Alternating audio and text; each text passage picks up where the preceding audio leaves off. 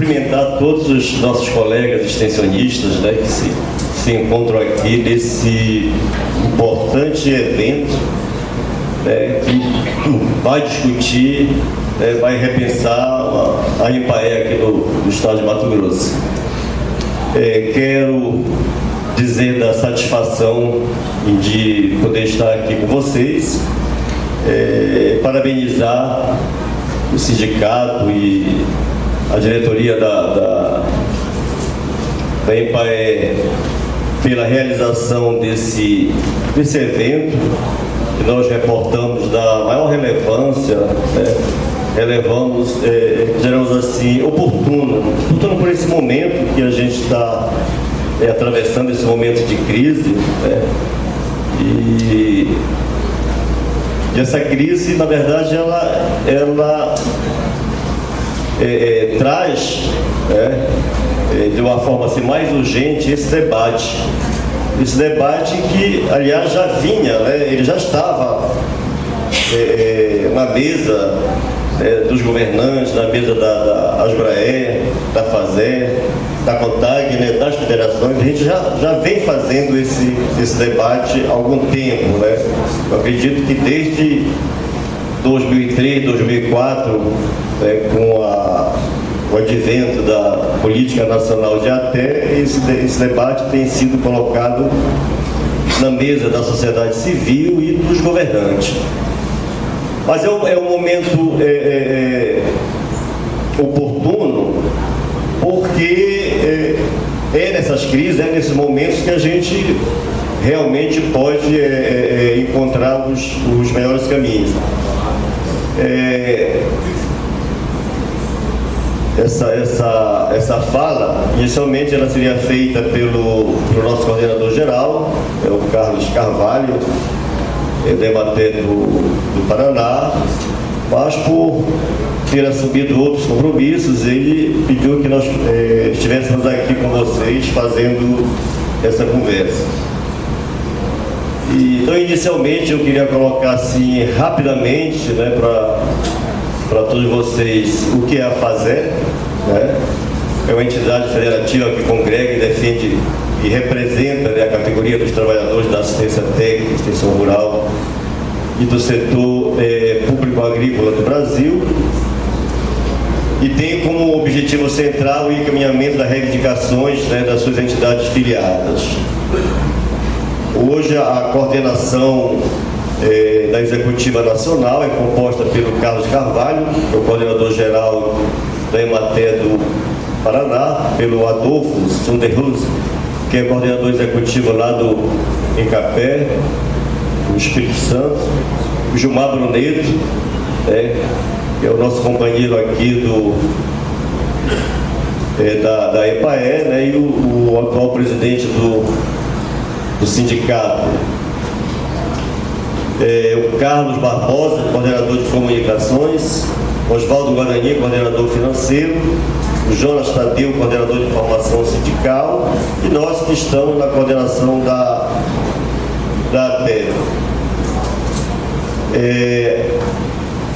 Essa fala que a gente vai fazer aqui, ela vem no sentido de oferecer alguns elementos, de trazer alguns elementos para o debate, de formas a que vocês possam debater e possam ter subsídios nesse repensar da EMPAE, pública estatal do Brasil.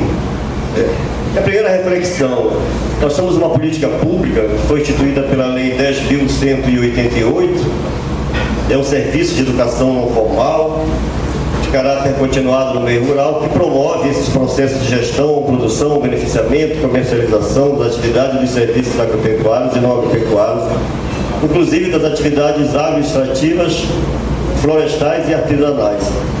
Isso é tudo? Isso é suficiente?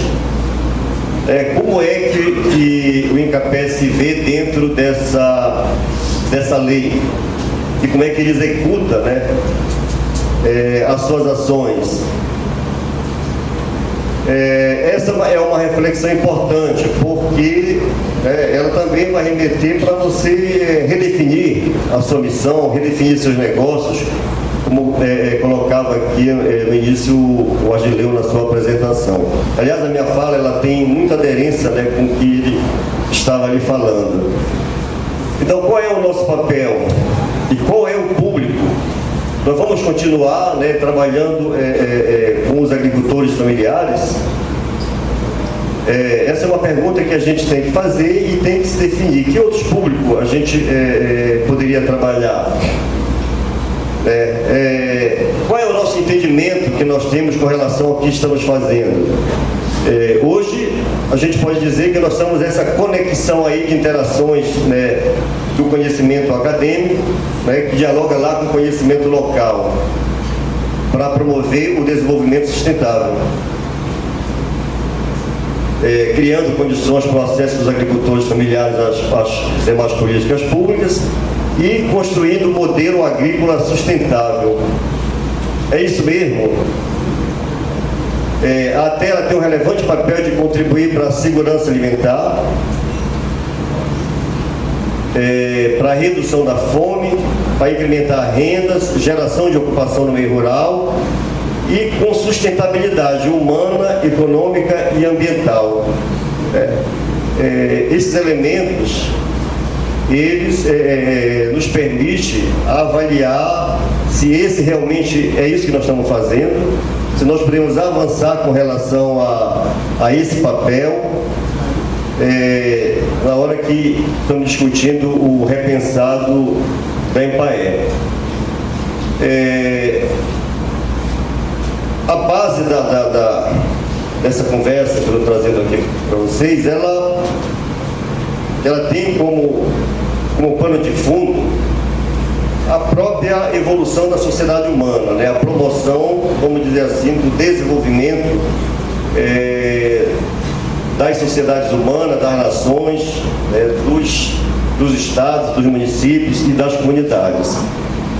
E eu trago aqui esses maiores desafios, né, da humanidade, que foi elencado por Alan McDiarmid, foi prêmio Nobel de Química em 2000, e ele fez uma apresentação em 2005, acho que num evento aqui em Brasília, né, na terceira Conferência Nacional de Ciência e Tecnologia. E a abordar, né, a questão do desenvolvimento planetário, ele trouxe, né, esses desafios que, se não fossem resolvidos, se não fossem tratados, seria muito difícil essa evolução, vamos dizer assim, da sociedade humana no planeta. Desses 10 desafios da humanidade para esses próximos 50 anos, aproveitando aqui um trabalho, uma publicação da Asbraer, a gente fez alguns ajustes e eu coloquei aqui como pelo menos 7 delas teriam a ver com agricultura e teriam a ver com extensão rural. A questão da matriz energética, a disponibilidade de água, os alimentos, o meio ambiente, pobreza, educação e as doenças. E aí vale a reflexão com relação a como é que esses desafios eles estão impactando o planeta e estão impactando o país, impactando aqui, claro, o estado de Mato Grosso. Do ponto de vista da matriz energética, temos aqui o dado da Agência Internacional de Energia, que 81,63% da matriz energética global advém de fontes fósseis, petróleo, carvão e gás natural. E que essas reservas, elas já foram consumidas em mais de 50%, talvez aí mais 20, 25 a 50 anos ainda de existência, né, dessas fontes. No caso brasileiro, o Brasil tem uma situação mais confortável, em torno de quase 60% da energia, da matriz energética brasileira, ela somente advém das fontes fósseis, né? O restante vem de energia eólica, vem de energia hidrelétrica e outras fontes alternativas, né? Da agricultura. Então, outro dado, 2,9 bilhões de toneladas de carbono por segundo são lançados na atmosfera. E aí, dentro dessa discussão da crise, tem essa questão do aquecimento global, tem a questão das mudanças climáticas, que elas são crises que estão interligadas, né? A questão dos adubos químicos, do desmatamento, todas elas estão interligadas nessa questão aí da matriz energética. Então, quando se pensa, quando se repensa o papel da EMPAE, é interessante que a gente possa refletir com relação à nossa atuação, à nossa oportunidade dentro desse componente da matriz energética.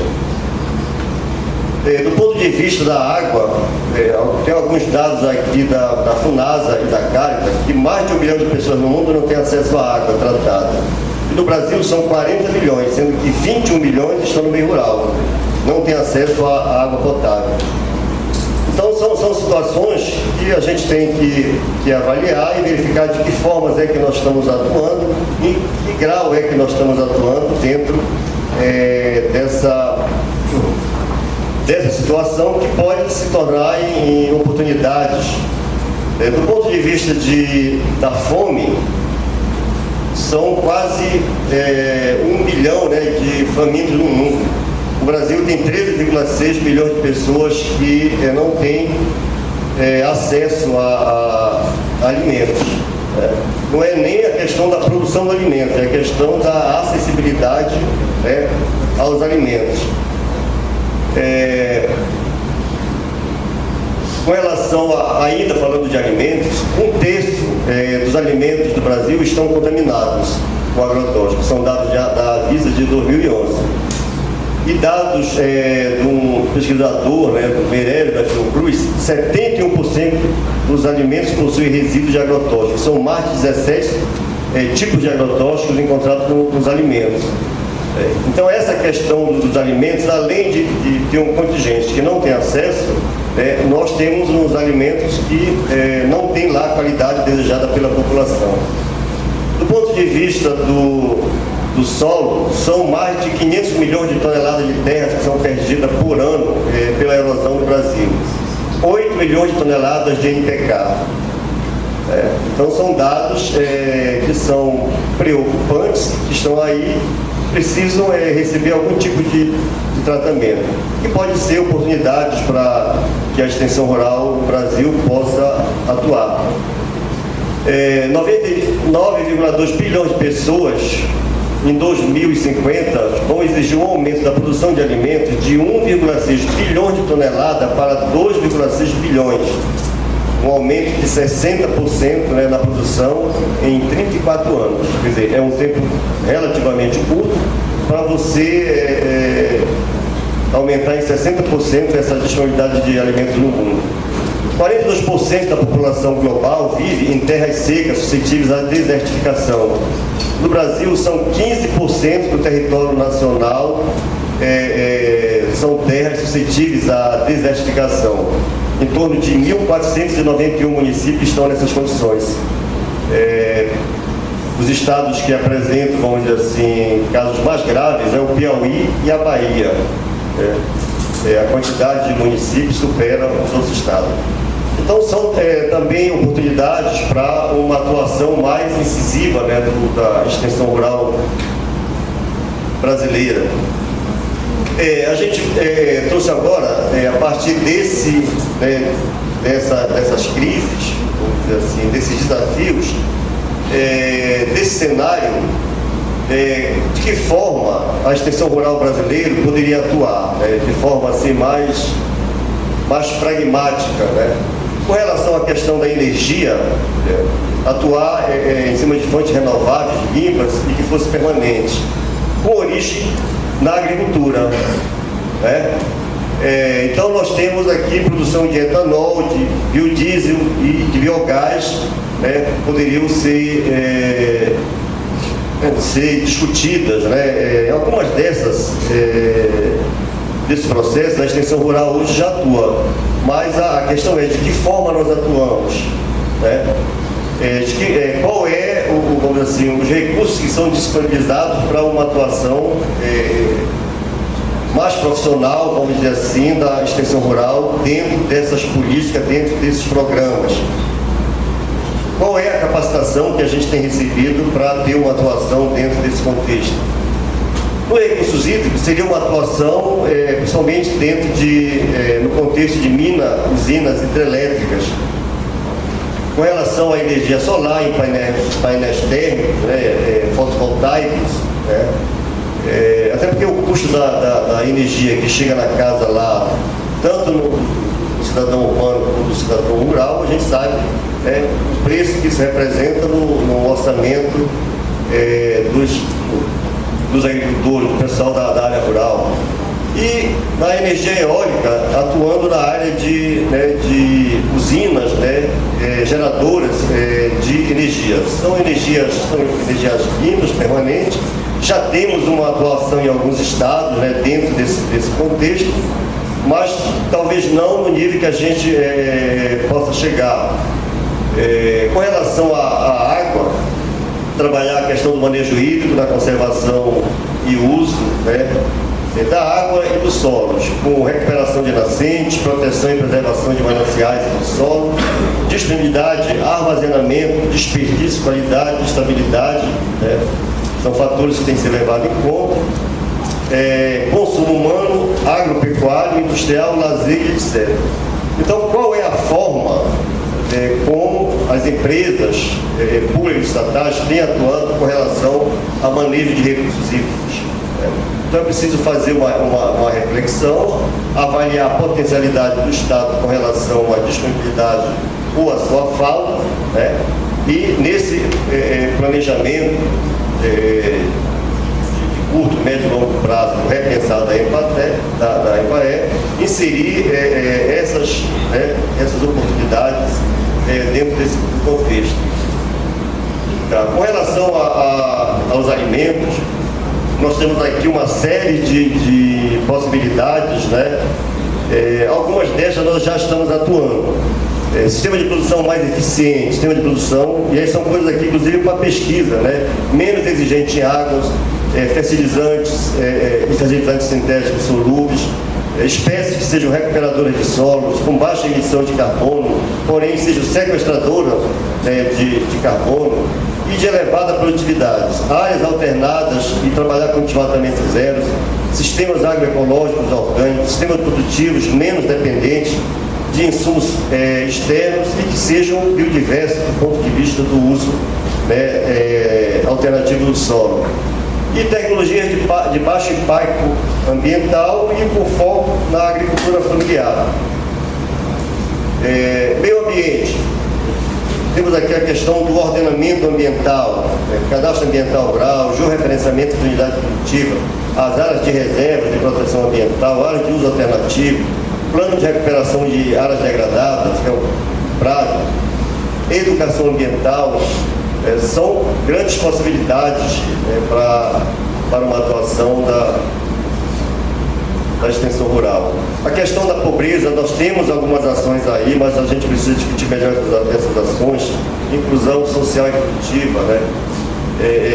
Por exemplo, identificar quem são esses pessoal que vive abaixo da linha da pobreza, onde é que eles estão, projetos de combate à fome, de transferência de renda, de estruturação e geração de renda, de combate ao trabalho infantil. Com relação à educação, trabalhar mais fortemente nessa questão da qualificação de professores no campo, projetos de inclusão digital, de educação ambiental, formando cidadãos mais solidários e éticos. Na questão das doenças, alimentação saudável e funcional, combate à fome crônica, redução de avitaminose com hortas em pequenos espaços, desnutrição infantil. Então são uma série de possibilidades que se apresentam e que a gente tem uma atuação. A maioria dessas atuações são com parcerias, vamos dizer assim, onde a gente tem uma ação muito mais, vamos dizer assim, suplementar. Você não participa ativamente da discussão desse programa, desses projetos. Para que a gente possa atuar, nós temos uma base legal que está aí, que é uma diversidade enorme, onde ela abre possibilidades concretas para uma atuação mais relevante da extensão rural. Da Constituição Federal ao Código Florestal, nós vamos verificar que abre amplas possibilidades. Nós temos aí um conjunto de políticas públicas que já estão instituídas, que precisam ser articuladas, precisam ser democratizadas e precisam se consolidar como políticas públicas. E aonde, às vezes, a nossa atuação é numa parceria, tipo parceria, né, da galinha com o porco, né? O porco tem que ser morto para entrar com bacon, com tocino, e a galinha coloca só os ovos e continua vivo. Então é preciso rediscutir, né, essa questão dessas parcerias. Mas é um conjunto enorme de políticas públicas que aí estão. Desafios, a gente trouxe aqui alguns desafios. Esses desafios eles estão aderentes ao que se discutiu, né, nas conferências estaduais, nas conferências, na segunda Conferência Nacional de ATE, são aderentes ao último congresso realizado em Bento Gonçalves, no Rio Grande do Sul, que é o CONFASEC, né? E está aderente realmente à grande discussão nacional. Então, um dos primeiros desafios que é colocado para nós é promover a reestruturação do serviço de ATE público estatal, inovar e modernizar a gestão. Nós temos que discutir essa forma, como é que está sendo dirigida, né, essas organizações. Nós temos que ampliar o quadro efetivo e formar extensionistas a partir de uma matriz tecnológica, agroecológica, comprometida com a produção de alimentos limpos, sadios e com preservação ambiental. Temos que continuar essa luta de criar um Ministério do Desenvolvimento Rural Sustentável e da Agricultura Familiar, pela importância estratégica para a soberania e segurança alimentar, para o desenvolvimento rural sustentável e para a inclusão social e econômica, né, de milhões de brasileiros. Nós precisamos articular diversas políticas públicas que sejam aderentes com o desenvolvimento agrário e direcionadas para a agricultura familiar. E que sejam, né, executadas, que estão sendo executadas por outros ministérios, inclusive aquelas que estão, né, em outros ministérios, como forma de otimizar recursos e promover resultados. Criar e implantar um sistema nacional de ATE que considere e respeite o conhecimento local e as especificidades regionais do Brasil, com responsabilidade nas 3 esferas do governo e orçamento garantido através da criação de fundos a nível municipal, a nível estadual e a nível nacional para financiamento do sistema. Temos que fazer esse debate, né?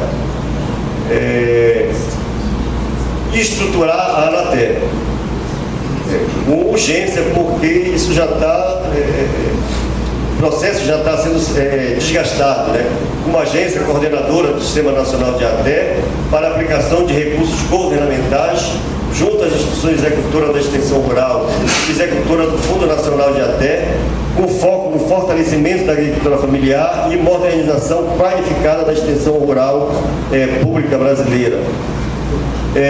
Precisamos de pesquisa agropecuária, florestal, extrativista e agrícola direcionada para a agricultura familiar e para as populações, para os povos, né, tradicionais, que seja aderente aos programas do Estado, que é o contexto da agroecologia e da produção orgânica. Quer dizer, a pesquisa oficial, ela precisa ter uma discussão mais próxima, vamos dizer assim, dos estados, né, mais próxima daqueles programas que são de interesse dos estados e dos municípios e que seja no contexto da agroecologia e da produção orgânica.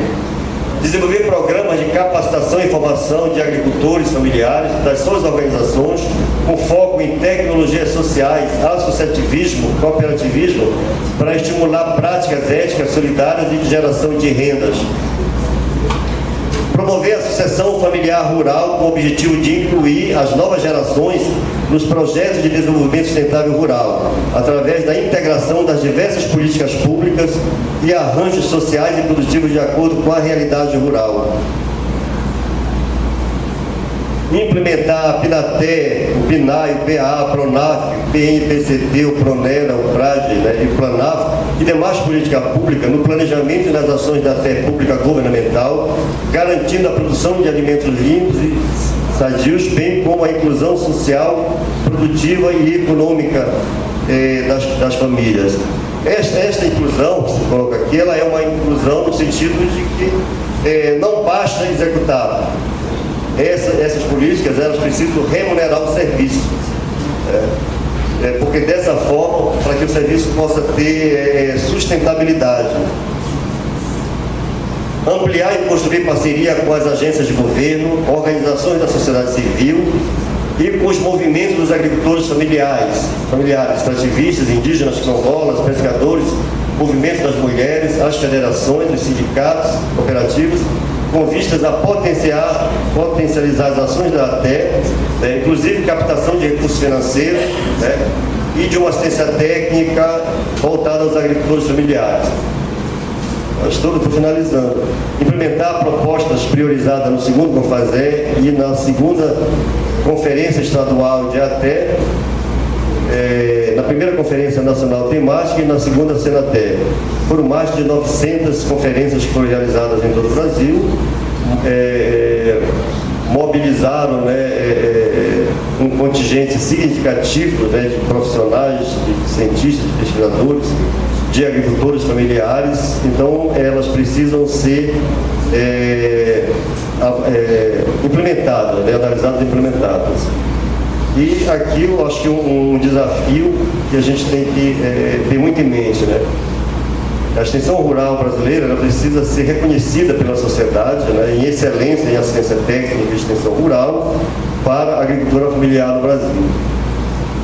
E para esse reconhecimento, a gente coloca aqui dois cenários, considerando o corpo funcional e o modelo de gestão. Como sendo peças centrais nesse processo do redesenho. Ambos, eles precisam, para chegar à excelência, o profissional precisa ter informação, precisa gerar conhecimento. Se você não gera conhecimento, é difícil você se manter, porque você fica sempre dependendo de quem está gerando conhecimento. Você fica sempre demandando. Então, precisa gerar conhecimento, precisa planejar o futuro e precisa ter estratégias que possibilitem a execução desse planejamento. Tem que ter experiência e prática, profissionais capacitados, e eles têm que estar compromissados com esse novo projeto. É preciso ter percepção consciente do grau de importância da organização, da empresa. Os servidores e os seus gerentes, os seus gestores, eles têm que ter essa percepção da sua importância, e executar com devoção e alegria as atribuições que levam a empresa a cumprir com a sua missão. Se isto não acontecer, ocorre esse cenário que está aí embaixo. Falta de planejamento, acomodação, um investimento precipitado, forte concorrência e gestão ineficiente. E aí ocorre um fechamento, que ele pode ocorrer de várias formas, com a simples canetada ou com redução cada vez mais de recursos para ela compra com o seu papel. Eu peguei aqui um exemplo com relação ao que aconteceu com a Lei 12.188, com as chamadas públicas. Foi uma luta muito grande nossa, para que essa lei fosse aprovada, para que a gente pudesse ter recursos garantidos, para que fosse feita a universalização da assistência técnica para os agricultores familiares. A ideia era acabar com o pires na mão. O que aconteceu com essa lei, com as chamadas públicas, em 4 ou 5 anos de execução, em 2016, nós temos aí 603 o Argileu mostrou 618. Então, já tem mais, nós temos 618 empresas credenciadas. Sabe quantas empresas estatais tem? Talvez não tenha 27, né? Eu não tenho dado, talvez tenha menos de 27. Tem 291 contratos vigentes, 93 são com as empresas estatais, 193 são com as empresas prestadoras. Quase 70%, vamos dizer assim, não só dos contratos, mas dos recursos, já estão indo para as prestadoras. Então, isso ele é um sinalizador, né, com relação à lei, que foi uma grande esperança nossa, né, e o que é que estava acontecendo. Para finalizar, a gente traz aqui essa frase do Peter Reich, né, foi um grande, vamos dizer assim, pensador, um grande estudioso, né, da gestão das empresas, né. Então ele coloca o seguinte, que os resultados ele provém do aproveitamento das oportunidades e não da solução dos problemas. A solução dos problemas só restaura a normalidade. As oportunidades significam explorar novos caminhos. A gente agradece aí pela atenção.